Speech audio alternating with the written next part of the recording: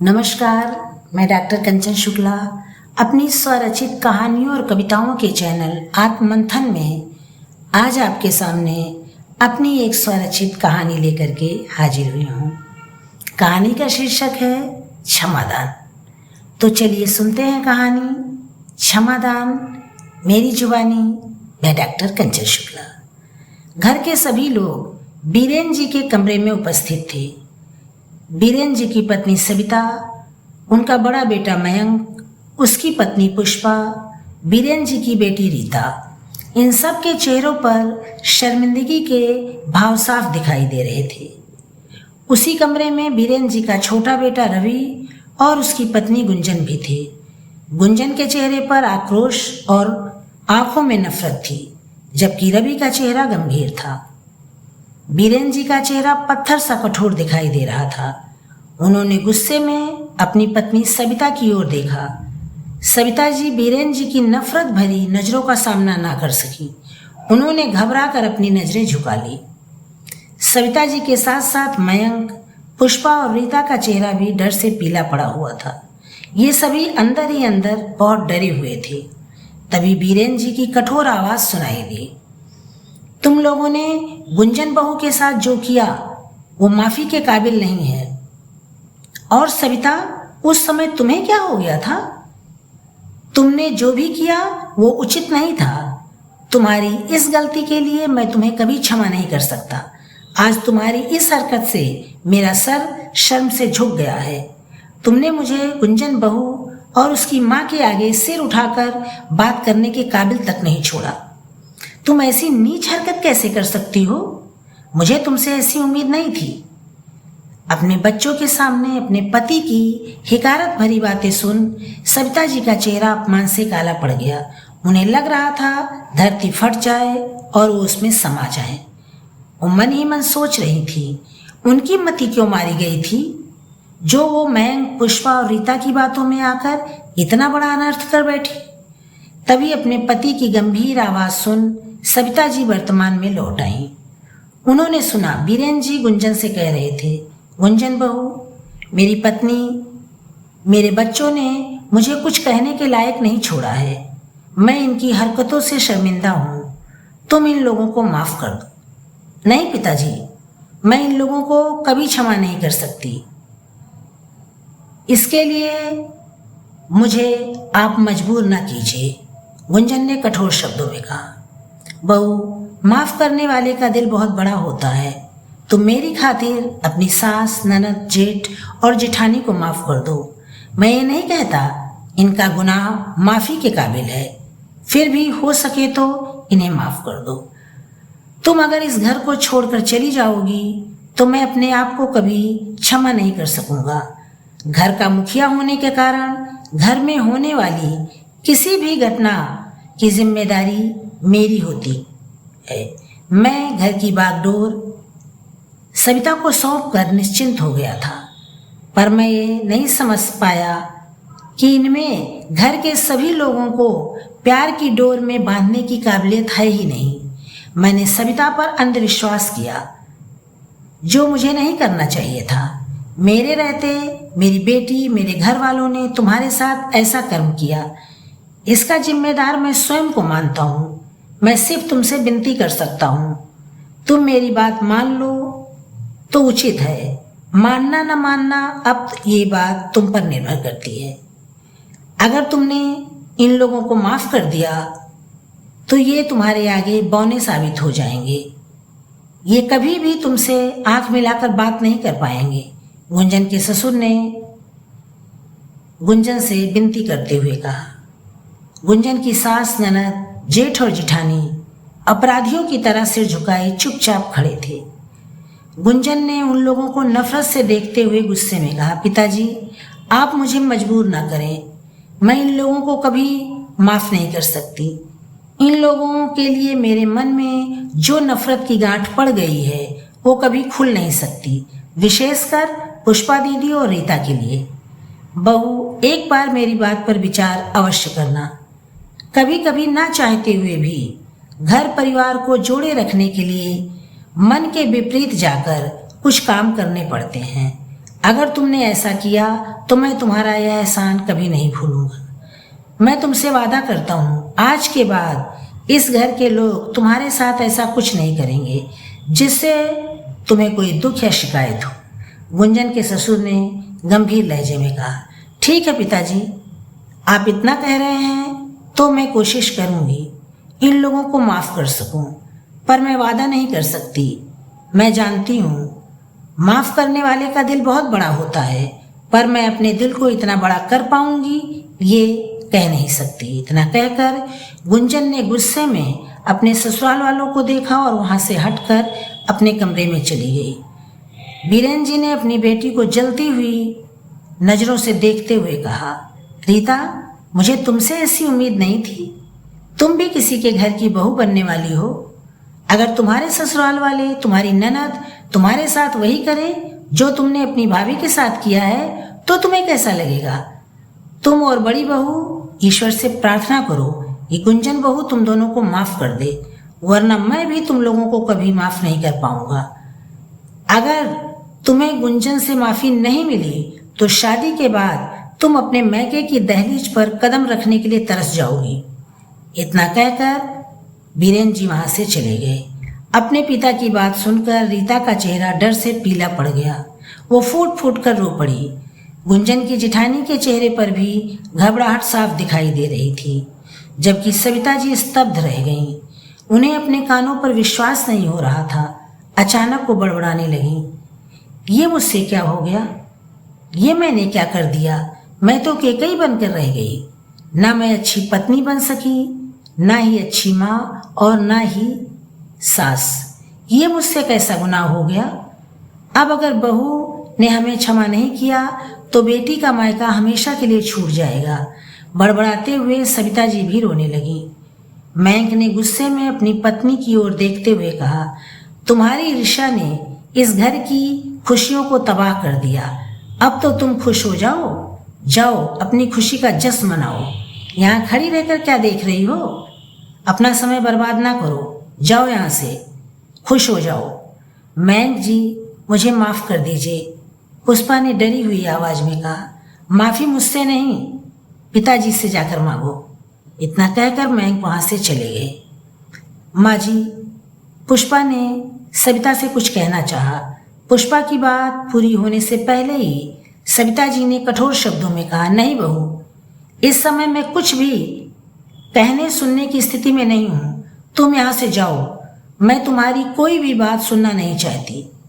अपनी बेटी और तुम्हारी बातों में आकर मैं आज अपने ही पति की नज़रों में अपराधी साबित हो गई हूँ। अपनी सास की कठोर आवाज़ सुन पुष्पा सिर झुकाकर कमरे से बाहर निकल गई। पुष्पा के जाते ही सविता जी ने अपनी बेटी रीता को गुस्से में घूरते हुए कहा, क्या अब तुम्हें यहाँ से भेजने के लिए डोली मंगवाऊं? अपनी माँ की बात सुन रीता भी डर कर वहाँ से चली गई। उधर गुंजन अपने कमरे में आकर बिस्तर पर बैठ गई। उसकी आंखों से आंसू की धारा बह रही थी। रोते हुए वो अतीत की गहराइयों में उतरती चली गई। गुंजन अभी अभी घर का काम निपटाने के बाद अपने कमरे में गई थी। दोपहर के 2 बज रहे थे। वह बिस्तर पर बैठी ही थी कि फ़ोन बज उठा। गुंजन ने फ़ोन उठाया तो देखा फ़ोन उसकी माँ का था। माँ ने रोते हुए बताया, गुंजन, तुम्हारे पापा अस्पताल में भर्ती हैं, उनको दिल का दौरा पड़ा है, वो आईसीयू में हैं, उनकी हालत ठीक नहीं है, वो तुमसे मिलना चाहते हैं, तुम जल्दी आ जाओ। बिटिया, माँ ने घबराई हुई आवाज़ में कहा। ठीक है माँ, आप घबराए नहीं, मैं अभी चल दूंगी तो रात तक पहुँच जाऊंगी। आप फ़ोन रखिए, अपना और पापा का ध्यान रखिएगा, मैं वहाँ आ रही हूँ। गुंजन ने जल्दी से कहा। वो फ़ोन रखकर अपनी सास के कमरे में चली गई। माँ जी, मुझे अभी अपने मैके के लिए निकलना है, गुंजन ने रुधी आवाज़ में कहा। क्या हुआ बहू, तुम रो क्यों रही हो? सविता जी ने घबराई हुई आवाज़ में पूछा। माँ जी, पापा को दिल का दौरा पड़ा है, वो मुझसे मिलना चाहते हैं, उनकी हालत ठीक नहीं है। गुंजन ने एक ही सांस में सब कह दिया। ठीक है, तुम चली जाओ, सास ने कहा। सास की बात सुन गुंजन ने राहत की सांस ली। वो सोच रही थी पता नहीं उसे जाने की इजाज़त मिलेगी भी कि नहीं।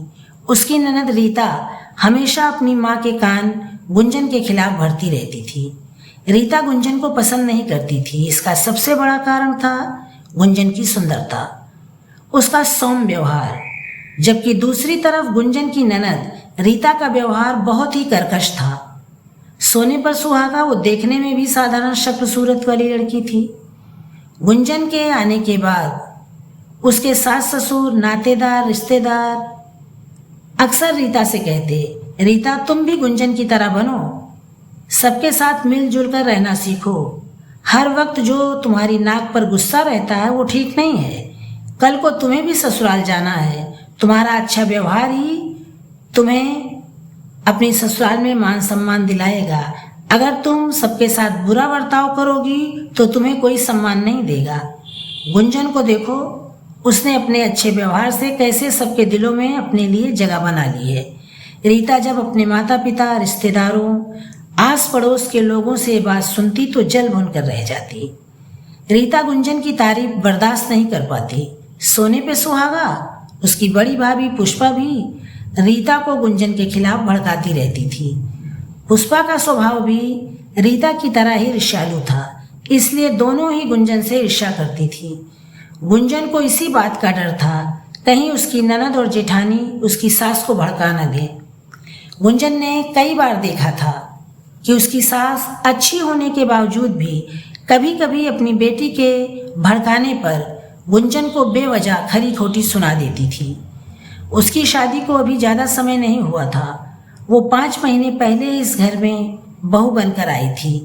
इतने दिनों में वो इतना तो समझ गई थी, उसकी सास दिल की बुरी नहीं है पर कान की कच्ची जरूर है।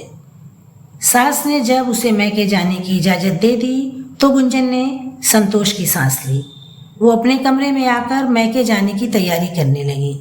वो तैयार होकर बस निकलने ही वाली थी, तभी उसकी सास, ननद, जेठ और जेठानी उसके कमरे में आए। उन्हें एक साथ देख गुंजन चौंक गई। अभी वह कुछ समझ पाती उसके पहले जेठ ने गुस्से में कहा, तुम अपने मैके नहीं जा सकती। कल रीता को लड़के वाले देखने आ रहे हैं। घर में बहुत काम होगा। सारे काम अकेले मेरी पत्नी नहीं करेगी। क्या तुम चाहती हो रीता ऐसे समय पर घर का काम करे? अब ससुराल की जिम्मेदारी तुम्हारी भी है। तुम्हारे मैके में तुम्हारे पापा को देखने के लिए उनके बेटे और तुम्हारी माँ हैं। यहाँ तुम्हारी ज़्यादा ज़रूरत है। कल के बाद किसी दिन चली जाना। वैसे भी अगर उन्हें मरना होगा तो तुम्हारे जाने से बच नहीं जाएंगे। अपने जेठ की बात सुन गुंजन स्तब्ध रह गई। उनके कहे शब्द उसके दिल पर हथौड़े की तरह बरस रहे थे। वो कुछ कहती उससे पहले उसकी ननद रीता की आवाज़ उसके कानों में पड़ी, भैया मुझे लगता है छोटी भाभी काम से बचने का बहाना ढूंढ रही हैं। अब अपने पिता की बीमारी का बहाना बनाकर यहाँ से भागना चाहती हैं। माँ ने छोटी भाभी को कुछ ज़्यादा ही सर पर चढ़ा लिया है। भाभी कहीं ऐसा तो नहीं आपसे मेरी खुशी देखी नहीं जा रही है? मेरा रिश्ता इतने अमीर घर में होने जा रहा है, जबकि मैं तो आपकी तरह सुंदर भी नहीं हूँ। रीता ने व्यंग्यात्मक मुस्कुराहट के साथ कहा। अपने जेठ और ननद की बात सुन गुंजन रोने लगी। गुंजन ने अपनी सास की तरफ आशा भरी नजरों से देखा, पर उन्होंने भी अपने बेटे और बेटी का समर्थन करते हुए कहा, मैंग ठीक कह रहा है, तुम्हें पहले अपनी ससुराल की जिम्मेदारी को निभाना चाहिए। जेठानी ने भी तमक कर कहा, मैं कोई नौकरानी नहीं हूँ जो घर के सभी जिम्मेदारियों को अकेले उठाती फिरूं। रीता की ससुराल वाले आ रहे हैं, घर में कितना काम है, और ये महारानी जी बाप की बीमारी का बहाना बनाकर यहाँ से भागना चाहती हैं। उन लोगों की बातें सुन गुंजन ने गुस्से में कहा, मैं जा रही हूँ। यहाँ का काम आप लोग कर सकते हैं, नहीं तो किसी खाना बनाने वाली को रख कर करवा लीजिए। अगर मेरे पापा को कुछ हो गया तो वो दोबारा लौट कर नहीं आएंगे। तब गुंजन के जेठ ने कहा, अगर हमारी इजाज़त के बगैर तुम यहाँ से गई तो फिर इस घर में आने की ज़रूरत नहीं है। ये बात अपने दिमाग में बिठा लो। अपने जेठ की बात सुन गुंजन घबरा गई। वो सोचने लगी, अगर वो इन लोगों की मर्जी के खिलाफ यहाँ से गई तो ये लोग नाराज हो जाएंगे। अगर इन लोगों की नाराज़गी की बात माँ और पापा को पता चली तो पापा की तबीयत और भी बिगड़ सकती है। अभी उसकी शादी को ज़्यादा समय भी नहीं हुआ है। इस समय घर में उसके पति और ससुर भी नहीं हैं। वो लोग कल सुबह तक आएंगे। वो क्या करे क्या ना करे, गुंजन को कुछ समझ नहीं आ रहा था। गुंजन ने अपने पति को फ़ोन किया तो उनका फ़ोन स्विच ऑफ बता रहा था। ससुर का फ़ोन भी नहीं लग रहा था। फिर गुंजन ने अपनी माँ को फ़ोन मिलाया। उनसे कहा, माँ, कल मेरी ननद को लड़के वाले देखने आ रहे हैं, मैं आज वहाँ नहीं आ सकती। गुंजन की बात सुन गुंजन की माँ ने कहा, ठीक है बिटिया, तुम यहाँ ना आओ, पहले अपने घर की जिम्मेदारियों को संभालो, यहाँ मैं देख लूँगी। गुंजन की माँ ने रुधी आवाज़ में कहा। अपनी माँ की बात सुन गुंजन चुप हो गई। उसका दिल खून के आंसू रो रहा था। उसका मन किसी अनहोनी की आशंका से कांप रहा था, पर वो मजबूर थी। उसने पूरी रात जागते हुए बिताई। सुबह उसे अपने पति के आने का इंतजार था, पर ट्रेन लेट होने के कारण वह दिन में 12 बजे घर पहुंचे। उसी समय ननद की ससुराल वाले भी आ गए। गुंजन की बेचैनी बढ़ती जा रही थी। उसका मन काम में नहीं लग रहा था, पर काम तो उसे करना ही था। वो चेहरे पर झूठी मुस्कान लिए घर के कामों में लगी हुई थी। ननद की ससुराल वाले रात का खाना खाकर जाएंगे। जब इस बात का ऐलान उसकी सास और जेठ ने किया तो गुंजन का मन और दुखी हो गया। वो सोचने लगी, अब वह आज भी अपने पापा को देखने नहीं जा सकती। ननद की ससुराल वाले रात 9 बजे चले गए। उन्हें उसी शहर में किसी अपने रिश्तेदार के घर ठहरना था। अभी वे लोग गए ही थे कि गुंजन का फ़ोन बज उठा। फ़ोन की घंटी सुनते ही गुंजन का दिल धड़कने लगा। उसने फ़ोन उठाया। उधर से उसके ताऊजी की बेटी की आवाज़ सुनाई दी। उसने कहा, गुंजन दीदी, चाचा जी अब नहीं रहे, वो तुम्हें याद करते हुए इस दुनिया से चले गए। आप क्यों नहीं आई दीदी? अपने पापा की मौत की खबर सुनते ही गुंजन के हाथ से मोबाइल गिर गया। वो वहीं फर्श पर बैठकर रोने लगी। जब उसके ससुर को पता चला कि यहाँ क्या हुआ है, गुंजन के पापा अस्पताल में भर्ती थे। उसकी पत्नी, बेटी, बहू और बेटे ने उसे मैके नहीं जाने दिया, तो वे सभी पर बहुत नाराज हुए। उन्होंने तुरंत गुंजन के पति से कहा वो गुंजन को लेकर उसके मैके जाएं। गुंजन अपने होश में नहीं थी। वैसी स्थिति में वह अपने मैके पहुंची। वहां अपने पिता के पार्थिव शरीर को देखकर उसका कलेजा फटा जा रहा था। वो फूट फूट कर रो पड़ी। दूसरे दिन अंतिम संस्कार के बाद उसके पति उसे मैके में छोड़कर वापस चले आए। उन्होंने कहा जब वो 13वीं पर आएंगे तब वह उसको अपने साथ लेकर चलेंगे। उसकी माँ बार बार कह रही थी, गुंजन, तुम्हारे पापा तुमसे मिलना चाहते थे, अगर तुम आ जाती तो वो तुमसे मिल लेते। वो अपनी बेटी से मिलने की आस लिए ही इस दुनिया से चले गए। गुंजन ने अपने मैके में किसी से ये बात नहीं बताई कि वह क्यों नहीं आ पाई थी। 13वीं के बाद जब वो अपनी ससुराल पहुंची तो उसने अपने पति से कहा, अब मैं ऐसे लोगों के साथ नहीं रह सकती जिनके मन में इंसानियत नहीं है, जो स्वार्थी हैं। जब गुंजन के घर छोड़ने की बात उसके ससुर को पता चली तो उन्होंने उसे अपने पास बुलाया और कहने लगे, गुंजन बहू, अगर हो सके तो तुम मुझे और मेरे घर वालों को माफ़ कर दो। तभी बिजली की गर्जना से गुंजन की तंद्रा भंग हो गई। वो अतीत से वर्तमान में लौट आई। उसकी आंखों से गंगा जमुना बह रही थी। बादलों की गड़गड़ाहट को सुनकर ऐसा लग रहा था जैसे प्रकृति भी गुंजन के ससुराल वालों पर क्रोधित हो रही है। तभी मूसलाधार बारिश शुरू हो गई। आज प्रकृति भी गुंजन के साथ आंसू बहा रही थी। यह कहानी मैं यहीं ख़त्म कर रही हूँ। मैं आप लोगों के कमेंट का इंतज़ार करूँगी। क्या गुंजन को अपने ससुराल वालों को माफ़ करना चाहिए कि नहीं? मुझे आप लोगों के कमेंट का इंतज़ार रहेगा। कमेंट करके ज़रूर बताइएगा कि गुंजन को क्या करना चाहिए। अगर मेरी कहानी आप लोग को पसंद आई हो तो इसे लाइक कीजिएगा, शेयर कीजिएगा और मेरे चैनल को सब्सक्राइब कीजिएगा। कल फिर मिलते हैं एक नई कहानी के साथ। आप लोगों का दिन मंगलमय हो।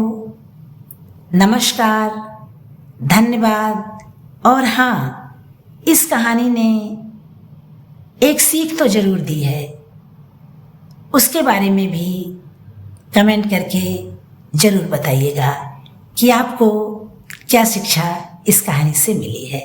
धन्यवाद।